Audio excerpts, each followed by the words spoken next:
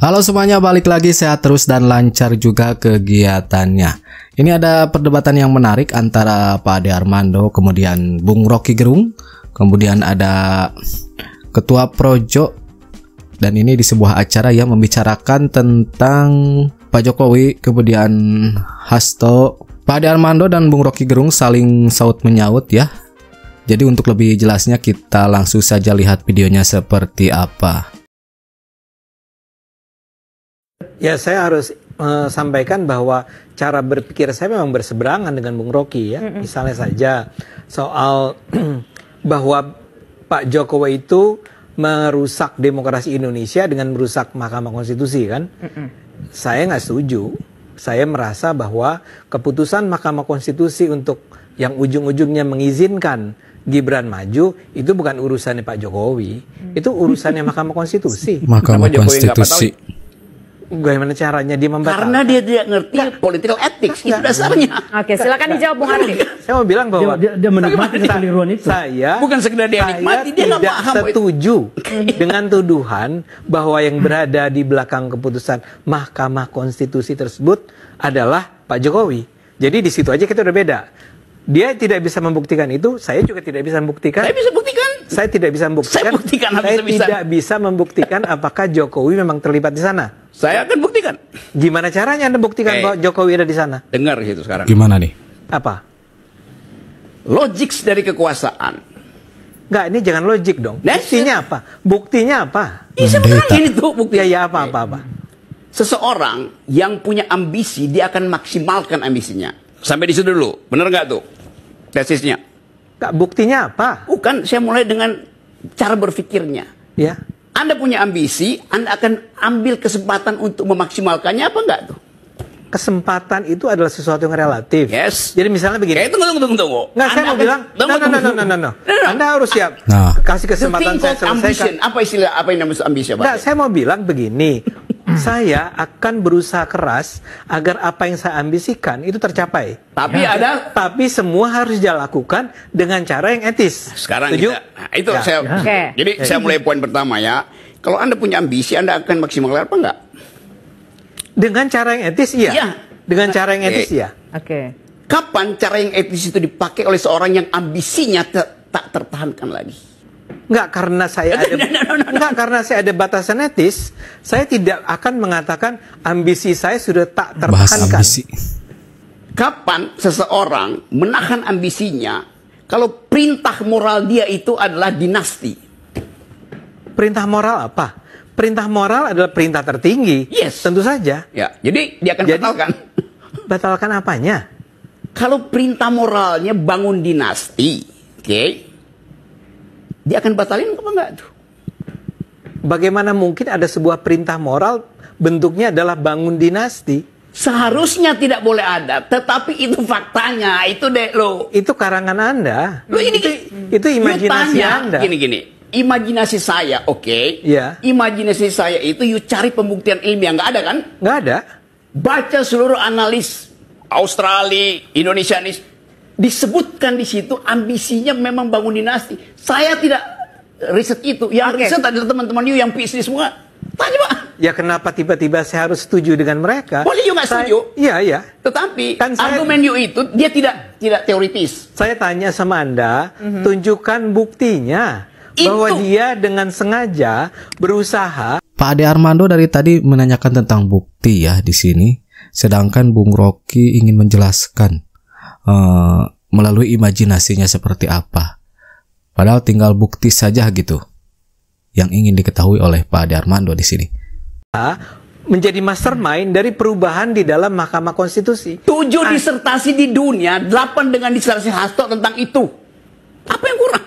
Apa hubungannya dengan Mahkamah Konstitusi? Apa hubungannya dengan Jokowi? Sebut disertasi mana yang kesimpulannya adalah Jokowi itu memastermindi perubahan Mahkamah Konstitusi. Oke. Sebut satu aja. Bahkan mention one. Mention yang bisa dibaca orang Indonesia ya, disertasi Hasto. Enggak, Anda bilang ada 8, ada 7 plus Hasto jadi 8. Nanti gue kirim ke lu 8 itu. Sekarang aja di depan publik. Ini ada siaran langsung di televisi nih ya. You minta satu, Ya, siapa? Yang bisa dibaca dalam bahasa Indonesia, disertasi Hasto. Bahasa Inggris. Saya mesti sebutkan itu pada seseorang yang secara intelektual, saya setiap hari membaca jurnal. Saya nggak pernah baca. Saya baca dong saya. Kalau gitu dia nggak pernah baca. Apa bang judul jurnalnya bang? Jurnal itu dikutip di semua artikel. Ya itu apa?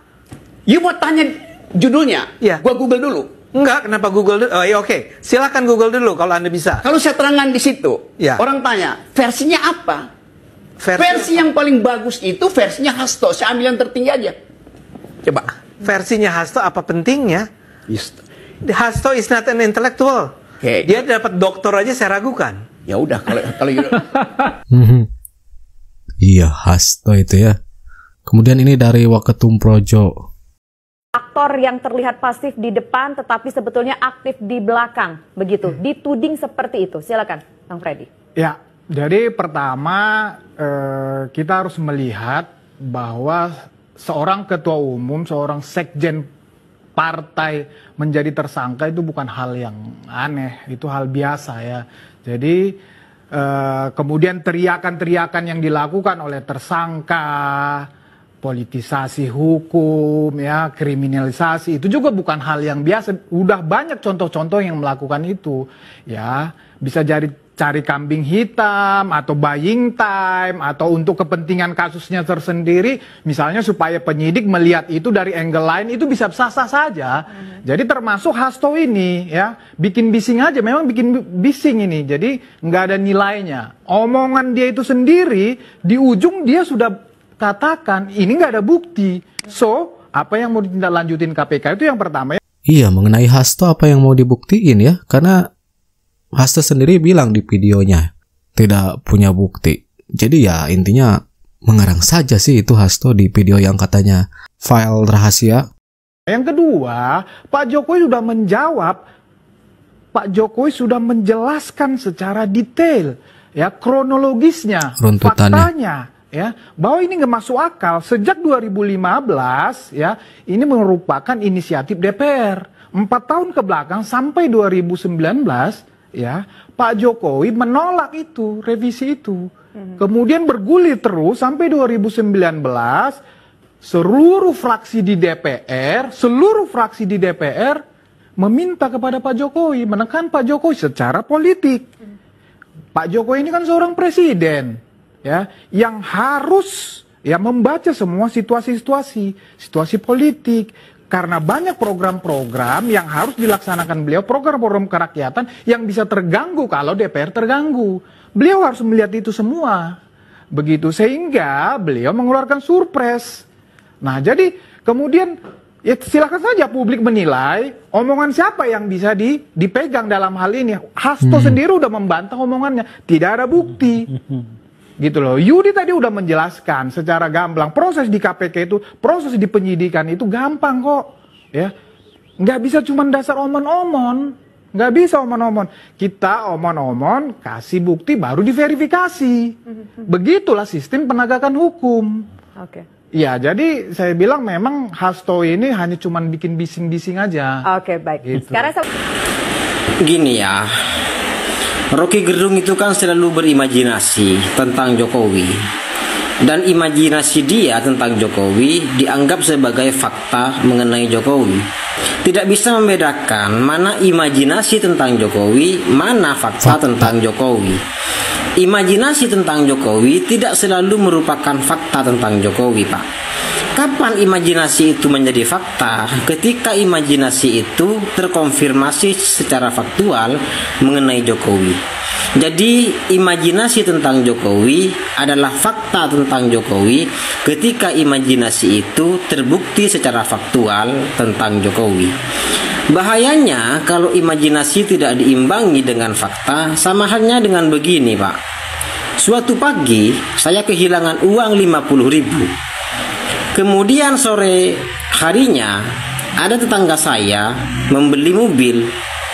Kemudian berdasarkan imajinasi saya beranggapan bahwa tetangga saya yang beli mobil itu mencuri uang saya yang kebetulan hilang di pagi harinya sebanyak 50.000. Apakah benar secara imajinasi? Betul, Pak. Tetapi apakah secara faktual itu benar?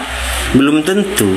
Inilah bahayanya kalau imajinasi itu tidak dibedakan dengan fakta. Imajinasi saya tentang tetangga saya dianggap sebagai fakta. Akhirnya meskipun saya tidak mendapatkan fakta bahwa tetangga saya mencuri uang saya, akhirnya saya menuduh tetangga saya telah mencuri uang saya. Inilah bahaya ketika imajinasi tidak diimbangi dengan fakta. Dan Rocky Gerung selalu terjebak pada imajinasi itu. Sekali lagi, imajinasinya dianggap sebagai fakta mengenai Jokowi. Ini kan sangat berbahaya, Pak. Di dalam ilmu filsafat, ada yang disebut dengan teori kebenaran bernama korespondensi. Teori kebenaran korespondensi, di mana suatu pernyataan dianggap benar ketika pernyataan itu sesuai dengan fakta. Dan seharusnya seluruh pernyataan hukum dan seluruh ilmu pengetahuan itu dibangun atas dasar itu. Faktanya mana? Kalau tidak ada fakta, maka seluruh pernyataan itu dianggap sebagai omong kosong. Nah, imajinasi itu sangat penting. Di wilayah mana imajinasi itu sangat penting? Di wilayah misalnya komik, atau film-film Marvel, atau film DC. Itu yang namanya imajinasi sangat dibutuhkan di situ tanpa memerlukan konfirmasi faktual apapun. Tetapi di wilayah hukum, di wilayah ilmu pengetahuan, tidak bisa kita hanya mengandalkan imajinasi tanpa ada fakta yang mengkonfirmasi imajinasi itu. Pertama, beliau menghadapi fakta bahwa ada RUU tentang KPK. Kami berpendapat keliru isi dari RUU KPK yang intinya melemahkan KPK. Tidak ada instansi dari pemerintah sejak proklamasi yang berhasil seperti KPK. Ketua Mahkamah Konstitusi ditangkap, Ketua DPD, Dewan Perwakilan Daerah, DPR, Ketua Partai, macam-macam. Itu dilakukan oleh KPK terhadap oknum-oknum partai politik yang hanya KPK berani berbuat. Karena itu, setiap usaha memperlemah KPK kami anggap melawan garis kebijakan Presiden yang ingin membangun pemerintahan yang bersih dan berwibawa. Jadi persoalannya adalah isi dari Perpu melemahkan KPK. Isi dari undang-undang, revisi. Itu yang kita tentang. Kalau KPK berhasil hingga memberantas korupsi, mengapa diperlemah?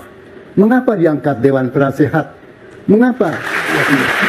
Soal saya adalah semua partai mendukung RUU KPK itu. Jadi saya menangkap beliau itu berdiri sendiri. Bapak Jokowi. Partai pendukung beliau yang memilih beliau omong kosong, tidak ada mendukung KPK. Kalau betul partai pendukung Presiden Jokowi ingin membantu supaya Jokowi berhasil, kenapa menyetujui RUU yang memperlemah KPK? Sedangkan KPK terbukti berhasil memberantas. Semua partai mendukung RUU KPK itu. Beliau sendiri, berdiri sendiri. Mana? Supaya diketahui bahwa RUU KPK yang sedang dibahas di DPR ini adalah RUU usul inisiatif DPR. Saya telah mempelajari dan saya mengikuti secara serius seluruh masukan-masukan yang diberikan dari masyarakat, dari para pegiat korupsi, anti korupsi, para dosen dan para mahasiswa, dan juga masukan dari para tokoh-tokoh bangsa yang menemui saya. Karena itu ketika ada inisiatif DPR untuk mengajukan RUU KPK, maka tugas pemerintah adalah meresponnya. Saudara keliru. Yang dikatakan oleh Presiden, semua partai mendukung RUU KPK. Beliau jadi partai yang mendukung saya, pemerintah, ikut mendukung RUU yang saya ada. Karena itu beliau tidak mau mensahkan dulu dan mencari jalan keluar. Apa semua ketua partai yang masuk penjara? Ya. Apa itu tidak bukti keberhasilan KPK? Ya, itu sebagian.